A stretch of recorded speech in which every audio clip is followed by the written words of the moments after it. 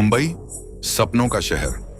यहाँ हर रोज हजारों लोग अपनी आंखों में सुपरस्टार बनने का ख्वाब लेकर आते हैं। 1950 का दशक बॉलीवुड का स्वर्ण युग, गोल्डन एरा माना जाता है। लेकिन इस चकाचौंध के पीछे कुछ ऐसे अंधेरे कोने भी हैं जहां रोशनी भी जाने से कांपती है। आज हम बात करेंगे मुंबई के उसी अंधेरे हिस्से की। स्टूडियो 13। साल था 1953। स्टूडियो 13 में एक बहुत बड़े बजट की हॉरर फिल्म रात की परछाई की शूटिंग चल रही थी। लेकिन यह फिल्म कभी पूरी नहीं हो सकी। एक रात कुछ ऐसा हुआ कि शूटिंग को हमेशा के लिए रोक दिया गया और स्टूडियो 13 में हमेशा के लिए ताला लगा दिया गया। आखिर उसे रात हुआ क्या था स्टूडियो 13 में? अध्याय 1। 1953 की वह मनहूस शुरुआत। 1953 की सर्दियां आ चुकी थी। Director R.D. खन्ना अपनी ड्रीम प्रोजेक्ट रात की परछाई बना रहे थे। लीड रोल में उस जमाने की सबसे खूबसूरत और उभरती हुई एक्ट्रेस मीनाक्षी थी। इस फिल्म की शूटिंग के लिए गोरेगांव के पास एक पुराना वेयर हाउस किराए पर लिया गया और इसे नाम दिया गया स्टूडियो 13। बॉलीवुड में वैसे भी 13 नंबर को अशुभ माना जाता है, लेकिन खन्ना साहब इन सब बातों को अंधविश्वास मानते थे। शूटिंग के पहले दिन से ही सेट पर एक अजीब सी सीलन और ठंडक महसूस की जाने लगी। मुंबई की उमस भरी गर्मी में भी सेट के अंदर लोगों को बिना स्वेटर के ठंड लगती थी। लेकिन असली खौफ की शुरुआत तब हुई जब कुछ बेहद रहस्यमयी घटनाएं, मिस्टीरियस फैक्ट्स सामने आने लगी। अध्याय 2। स्टूडियो 13 के रहस्यमयी तथ्य, मिस्टीरियस फैक्ट्स। इस वीडियो के लिए हमने 1953 की उस अधूरी फिल्म से जुड़े कुछ ऐसे तथ्य निकाले हैं जो आज भी फिल्म इंडस्ट्री के पुराने लोगों की रातों की नींद उड़ा देते हैं। Fact number 1। बदलती हुई script, the changing script, director R.D. Khanna हर रात अगले दिन का सीन अपनी डायरी में लिखते थे, लेकिन सुबह जब वह सेट पर आते तो लाल स्याही से स्क्रिप्ट के पन्नों पर किसी ने डायलॉग बदल दिए होते थे। डायलॉग कुछ ऐसे होते थे, तुम मुझे यहां से नहीं ले जा सकते, मैं यहीं हूं।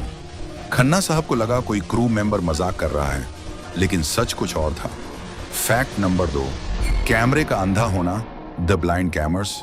जब भी फिल्म का कोई खुशी वाला या नॉर्मल सीन शूट होता, सब ठीक रहता, लेकिन जैसे ही स्क्रिप्ट के हिसाब से कोई मौत या हॉरर सीन शूट होने वाला होता, सेट के सारे शीशे चटक जाते थे और कैमरे का लेंस अंदर से धुंधला हो जाता था। Fact number 3। वो तीसरी परछाई, द थर्ड शैडो। एक सीन में मीनाक्षी को एक आईने के सामने खड़ी होकर अपने बालों में कंघी करनी थी। कैमरे में रिकॉर्ड हुई रील जब बाद में लैब में चेक की गई तो सब सन्न रह गए। वीडियो में मीनाक्षी तो पलट गई थी, लेकिन आईने में दिख रही उसकी परछाई ने पलटना बंद नहीं किया था। वो परछाई मीनाक्षी को ही घूर रही थी। अध्याय 3। क्लाइमैक्स, 13 नवंबर की वह आखिरी रात। इन सब घटनाओं के बावजूद खन्ना साहब फिल्म पूरी करना चाहते थे। तारीख थी 13 नवंबर 1953। रात के 2 बज चुके थे। सेट पर सिर्फ 10 से 12 लोग बचे थे। फिल्म का क्लाइमैक्स शूट होना था। सीन के अनुसार मीनाक्षी को एक पुरानी हवेली की सीढ़ियों से भागते हुए नीचे आना था और चिल्लाना था। एक्शन! डायरेक्टर की आवाज गूंजी। मीनाक्षी सीढ़ियों से दौड़ती हुई नीचे आई। वह हाँफ रही थी, लेकिन तभी उसकी नजरें कैमरे से हटकर स्टूडियो के ऊपर लगी कैटवॉक, रोशनी लगाने वाली लोहे की जाली पर अटक गई। मीनाक्षी की आंखें फटी की फटी रह गईं। स्क्रिप्ट के हिसाब से उसे सिर्फ चिल्लाना था, लेकिन मीनाक्षी के गले से जो चीख निकली वो किसी एक्टिंग का हिस्सा नहीं थी। वह असल खौफ की चीख थी। वो ऊपर, वो गिर रही है। मीनाक्षी ने ऊपर इशारा करते हुए चीख मारी और बेहोश होकर गिर पड़ी। तभी पूरी सेट की लाइट्स अचानक से एक साथ बुझ गईं। चारों तरफ घुप अंधेरा। अचानक ऊपर कैटवॉक से किसी भारी चीज के जमीन पर गिरने की जोरदार आवाज आई। धड़-धाम। अध्याय 4। वो खौफनाक सच और ताला। जब क्रू ने टॉर्च जलाई तो वहां जमीन पर कोई इंसान नहीं था, लेकिन जहां आवाज आई थी वहां जमीन पर कैमरे का एक पुराना जंग लगा हुआ स्टैंड पर डटा था और उसके पास ताजा खून की कुछ बूंदें थीं। डायरेक्टर खन्ना ने तुरंत मीनाक्षी को उठाया, लेकिन मीनाक्षी सदमे में थी। वह बार बार सिर्फ एक ही लाइन बड़बड़ा रही थी। वो कह रही है कि ये जगह उसकी है, हम सबको यहां से जाना होगा। बाद में जब पढ़ी पड़ताल की गई तो पता चला कि वह पुराना वेयर हाउस जो अब स्टूडियो 13 था, साल 1930 में एक थिएटर कंपनी का हुआ करता था।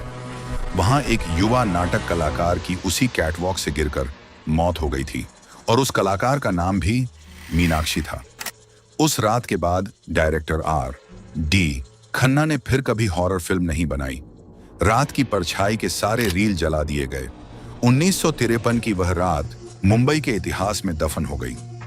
आज गोरेगांव के उस इलाके में कई नई इमारतें बन चुकी हैं, लेकिन कहा जाता है कि उस पुरानी जमीन के एक हिस्से पर आज भी कोई कंस्ट्रक्शन पूरा नहीं हो पाता। जो भी बिल्डर वहां काम शुरू करता है, उसका काम बीच में ही रुक जाता है। क्या वो 1930 वाली मीनाक्षी आज भी अपने मंच का इंतजार कर रही है, या फिर स्टूडियो 13 के उस अंधेरे ने 1953 में हमारी मीनाक्षी की रूह को भी हमेशा के लिए अपने अंदर कैद कर लिया? अगर आप कभी मुंबई जाएं और किसी पुराने स्टूडियो के पास रात 2 बजे आपको किसी के डायलॉग बोलने की आवाज आए,